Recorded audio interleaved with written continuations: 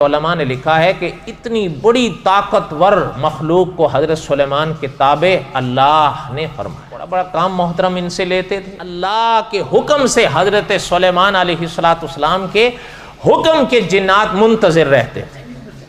مولانا عبد الرحمن صاحب مظاہری رحمۃ اللہ علیہ نے لکھا ہے کہ با ادب ہاتھ جوڑ کر محترم کی بارگاہ میں کھڑے رہتے تھے کہ کب حضرت کوئی حکم دیتے ہیں.